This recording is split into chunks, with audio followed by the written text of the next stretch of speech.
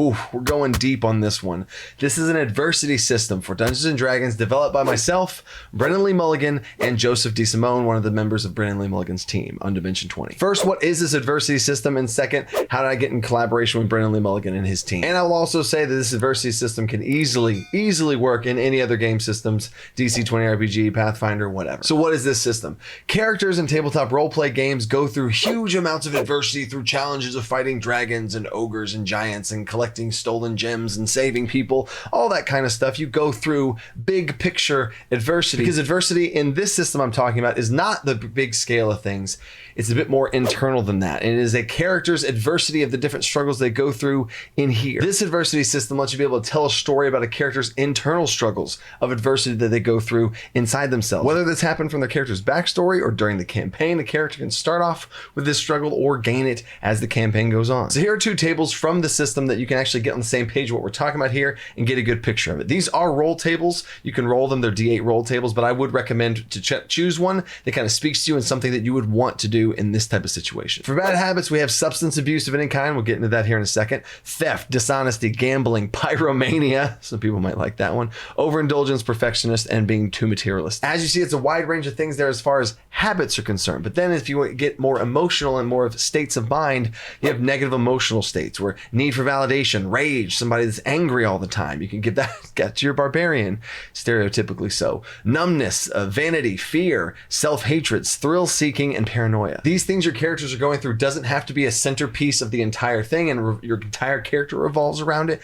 You can have it play as little or as much of a role as you want. But we'll get into the system here in a second now that you know what it is. So how did I end up working with Brennan Lee Mulligan and his team on this? I have watched Dimension 20. I've seen every single episode of Dimension 20 over on Dropout. But the moment that stuck out specifically to me that really hit home is some sort of really cool system that a character and even multiple characters ended up having some sort of mechanics going on was Allie Beardsley's character. Their character Pete had a substance abuse problem that was actually portrayed within a tabletop roleplay game very good. And it was awesome to see that the character's choices tied into the mechanics of the dice and there were roles for it. And I felt like I just got chills talking about it in this moment. I felt it was a perfect iteration of being able to tap into this type of mental health and adversity that characters can go through inside themselves. So it really stuck with me and I started to see how their system worked. And again, I'm watching Dimension 20 and I don't know the actual literal rule book of it. So I made my own version of it and filled in the gaps along the way. And I had a solid spot of what I had for my own adversity system. Obviously huge inspiration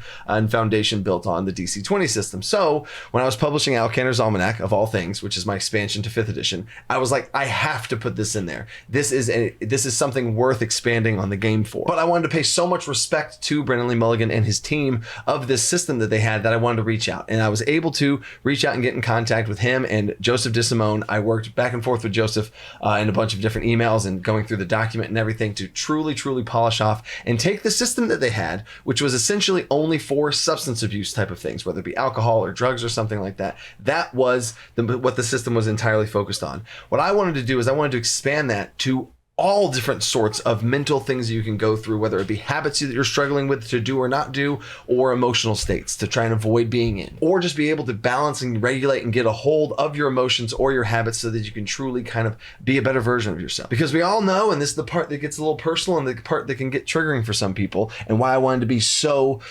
careful with this system and truly do it justice in the right way. And Brennan Lee Mulligan and his team have done a great job of doing that. And the conversations that me and Joseph had were very tactful and very careful with every word we chose to make sure that we do this system justice. Because I know in some way all of us, or we know somebody that has gone through some sort of habit struggle, to be general, like of substance abuse, or some emotional struggle in general, like depression. And how would that look to give a character? Because this is a fantasy game and a lot of times we want to escape this and get away from it. But then there's also sometimes that you want to put this in something. Maybe you're going through something. And I've seen this happen and I've talked with people that have used this system, I will not name names obviously, that have used this adversity system for something they were going through. They put it on their character, and in this really weird way, they were able to work through something they had through their character too. Maybe you want to put adversity on a character for empathy reasons, for yourself, to be able to kind of empathize with what that might be like to go through. And again, this is all role play. We don't really truly know what it's like, but at least it's maybe a step of learning. So not to get too deep and sappy on everybody,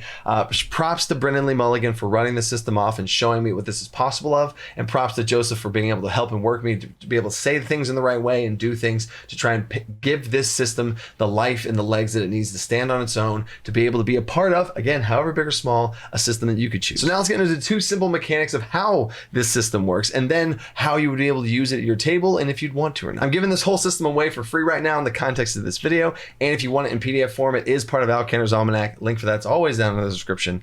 But let's get into it. The only 2 mechanics here is an adversity die and an adversity check. Your character has an adversity die, which represents how strong their resolve is towards this certain adversity that you have chosen to give your character. This adversity die usually starts off as a D8, and through progression and progress, you can make it up to a D12 and even a D20. We'll get into that here in a second. But if you experience some struggles along this road, the D8 can degrade down into a D6 and down to a D4. We'll talk about that in a second. So that's the adversity die, D4 to a D20, a progression there within, making steps along the way. And then there's an adversity check. This is when you roll that adversity dice. When something happens, I'll get into some examples here in a second, but when something happens that would be triggering to whatever type of thing you're going to. And that's also something when you set up your character, what are their triggers? What causes them to get into this state or do this habit? When you are triggered in this way, you would make an adversity check. And an adversity check is simple as roll your adversity dice and just don't get a 1. So if you had a D8 adversity die, something triggering happens, you would roll that D8 and just hope you don't get a 1. On a 2 through 8 on that D8, it would be fine. Now you can role play, and the character, the player character is always free to role play whatever that range represents. If you want like a 4, 3, 2 to represent a struggle, you totally can. If you want a 5, 6, 7, 8 to represent some sort of, like boon to you, awesome. But in any case, on any of those dice, if you roll a 1 on that dice, the dice downgrades 1 step. So that D8 would become a D6. And now, as you can kind of see where this thing's going, the lower the size of your dice, the higher probability there is to roll a 1. So now you have a D6, and if some same things happen, you have a higher chance to roll that 1. And if you roll a 1 again, it goes down to a D4. A D4 can also represent your character teetering on the edge, because if you roll a 1 while on the smallest dice of a D4, this is symbolic of a relapse. Now, I normally don't do this, but because me, Brennan, and Joseph work so carefully on the phrasing and words of this, I am going to read it straight from the PDF. So if a character rolls a 1 on that D4, this may be a relapse into a specific substance, or more generally speaking, a relapse into an old negative mode of thought that they've worked to get away from. When this happens, and this part's big, it is up to the player of how big of an event this is. They are in control of how bad it gets. The player is in control of how bad it gets. Quick little timeout there. This is a very big, important part here, something I want to stress. I stress it in the PDF, and I want to stress it in this video, is a lot of times the rules, the game master runs the game and all that kind of stuff. This is I warn you, dungeon masters, to be sensitive to this type of thing. We don't know if this character and the player actually might be synced up in this moment, and this could be triggering for the actual player, not just the character who's role playing it. You want to keep things be a safe space at your table. So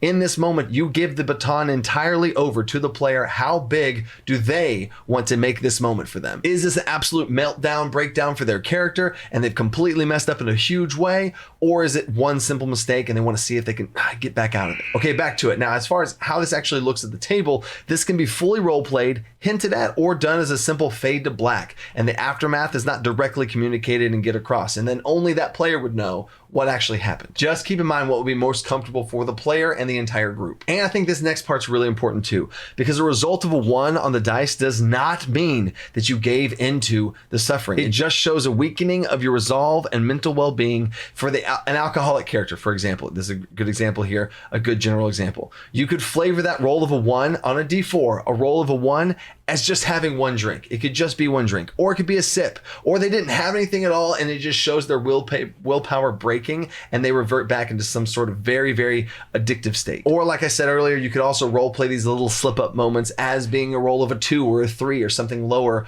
on the end of this dice spectrum. So now while we're down here talking about the bad part of the system, the lower end of this D8, D6, D4 relapse type situations, triggers are usually the thing that's involved with what sets this off. And this is also up to the player to talk to their dungeon master about. And it should be a collaborative relationship there of, does this trigger an adversity check? As a dungeon master running this, I always ask, at least is how I run things, is that an adversity check? I ask the player, is that an adversity check? And they will be like, yeah, it is. And then they'll make one. Or they'll be like, no, it's not that bad. It's not that bad. They're fine. They did some stuff before, whatever. And I give it on to them because this is a story that we're all telling, and this is a sensitive part of the story, and you want to be careful of that. Another thing I wanted to share from the system is different types of triggers. And these triggers are very, very thought out and very, very carefully put. It's not in a table, but here's the triggers. External triggers from things happening around you that could cause a trigger. Is it being around it being alcohol, it being a certain person, it being a place. It's very open. And I purposely wanted to really think out there of how different things could be triggering.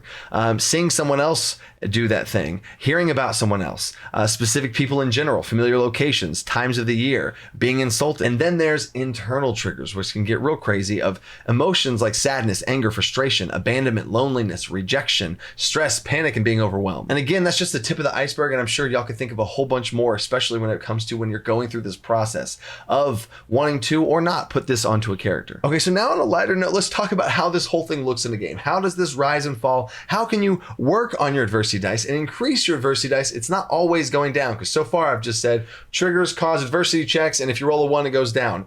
How do you ever go up? Technically, this might be a third mechanic if you want to call it a mechanic, but downtime. Downtime in games can be representative of any span of time. It could be a month, it could be a week, it could be a few days in town before you head back out. But when a dungeon master gives their players downtime, those players can choose to spend time working on themselves and whatever it is that their struggle and their adversity that they have their characters going through, whatever that is. Quick timeout for dungeon masters when it comes to downtime, and especially when you're talking about this system.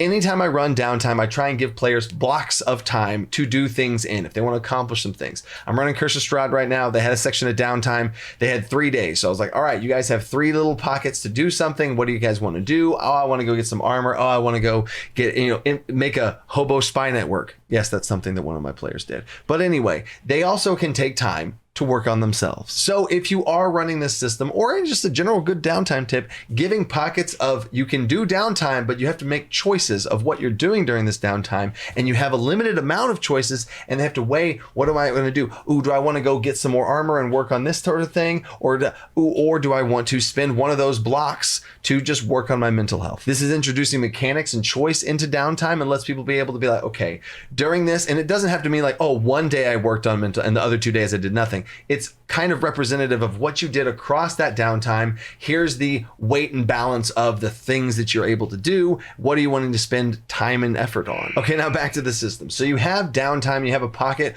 of downtime to do a certain amount of things. Maybe there's too many things to do and you don't have time to focus on any sort of recovery type of things. Or maybe you do and you choose to spend one of those things, one of those blocks of time to work on recovery. So here's how this works. If during downtime you spend one of those things on recovery in some way, your dice goes up by 1 step. So if you have that D8 and a period of downtime comes and you really want to spend some time working on recovering and trying to improve yourself, boop, it goes up to a D10. Awesome, great. Now you have a bit more resolve going out there and playing the game again until you get your next bit of downtime and you can do it again. Now it's a D12, and then we'll get to the D20 in a second. In some ways, and this is up to your table, you could have these moments be rolls. You could have a roll. You could make an adversity check. And on the high end of the dice, you roll a D8 on a 5, 6, 7, 8. That represents a notch up. And maybe you do that for shorter periods of time. Maybe if you only have 2 or 3 days and it wouldn't really, you'd be 100% a dice step up. Maybe that you would make an adversity check. And on a something through something, it would step up, and otherwise it just stays the same. That is you and the Dungeon Master's choice on if you want it to be an automatic step up, if you feel like that would be fitting, especially if it's like a month worth of downtime. You definitely think that would be a fitting, like, okay, it automatically upgrades 1 step. But what if you don't take that time to work on anything and there's just too many things going on? I want to go to the armor place. I want to go here. I want to talk to this person. I want to go this. I want to start this. I want to do that. And you don't take any time during a bit of downtime. That represents a setback in some way. And I would say, and this is again back to an automatic step down of the dice or a adversity check. Again, the choice of the Dungeon Master and player working together on this is if you don't spend time working on any sort of recovery or some sort of things to help yourself, you're going to take 1 dice step down. That D8 becomes a D6 through that span of downtime. You have a month of downtime, you don't spend any time working on yourself. Yep, that's a D8 down to a D6. Or if you think that's too harsh, or if it's a smaller period of downtime like I said, you could have that player make an adversity check. And that might be a risk and reward type thing. Do they do all these things and accomplish all this stuff? And then they make an adversity check. They rolled a 1 and the dice steps down. Or I've seen it be during downtime when if they don't do anything, they make an adversity check. And if it's the lower half of the dice, it's a step down. So they spend no time working on themselves. They have a D8, they make an adversity check, and on a 4, 3, 2, 1, they step down. Still a chance not to, but again, it's your choice and if you want it to be automatic or an adversity check for it. But now for the silver lining of all of this, the resolution. And this is the part that gets me really excited. And this is the part that I've heard different comments that I've gotten about a character that's gone through this system, used this adversity system, and then came out the other side. And here's how resolution works. Again, this is the only other part that I'm going to actually read off from the PDF for. So you started off as a D8, or at the beginning during character creation, you could choose, the player character could choose to assign themselves a lower or higher adversity dice. Whatever adversity dice size that you feel like would be most fitting for your character, choose that one. But let's say through working on these things, through downtime, through all these other things, however it works out, you go from a D8 to a D10 to a D12 to a D20. You have a D20 now. Here's how it works. It is up to the PC to decide if they are ever truly over their addiction. Once they get to or surpass a D20 adversity dice, you can ask them to see if they want to remove it entirely. This should be a big moment for both the player and their character, and this can be very powerful symbolically. But the biggest thing there is it is the player's choice if the dice is removed or not. So as soon as you get that D20, as soon as that adversity dice becomes a D20, that player and character essentially would look at that D20 and decide in that moment if they want to keep the D20 or they want to remove it entirely and actually be gone and be resolved from that adversity they've been going through. Now, that doesn't mean it can't come back, because it's fully up to the player. If they feel like something, like they say, okay, no, this is done. They move the D20, it's gone and away, and something else happens, that player could totally choose to assign themselves and give themselves back an adversity dice. Or maybe they want to keep the D20 adversity dice and keep rolling it until they get a 15 or higher, or a natural 20. How crazy would that be, to where you have the D20, you choose to keep it, so it's still there, and at some point through all the different times of downtime or struggles or different things that they go through, they roll it and get a natural 20 on the adversity check. Done. So for using this system, do you want to use this? Does this sound interesting to you, or does this sound like too much stress? Because there's a full spectrum there of people that want to just get away from any sort of adversity types of things. They don't want to think that, and they want to escape, and they want to play a character that doesn't have any sort of nicks or something like that they have going on mentally or internal struggles. Or it could be a very cathartic thing that I've heard a lot of people too about their own struggles, and giving their character a little gem of that and trying to work through it, almost like a D&D therapy session. Or like I said, something in the middle where you would like to try and get some sort of insight, however accurate it may be, through role play, to try and see what it might be like to go and struggle through something like your character has. But either way, I hope this system helps you in some way, shape, or form. What hits you in the heart somewhere. I really put everything that I could as far as care into this. I appreciate Brennan. Thank you, Brennan, and thank you, Joseph DeSimone. Everything that went into that system that was in Dimension 20, that they saw the potential of what this could be, and then I took it, expanded it, ran with it, and made sure to check back in with them, the progenitors of this whole thing. It's been a really cool and awesome to work with them. They are great people, and I hope that this system is great for you. This system is just one of hundreds of different systems in Alcantar's Almanac. Link for that's down in the description. I appreciate y'all staying for this probably longer of a video, but I really wanted to do it justice. And I hope this helps you think about adversity in a little bit of a different way, on maybe a smaller scale, and helps keep you thinking outside the box. Peace.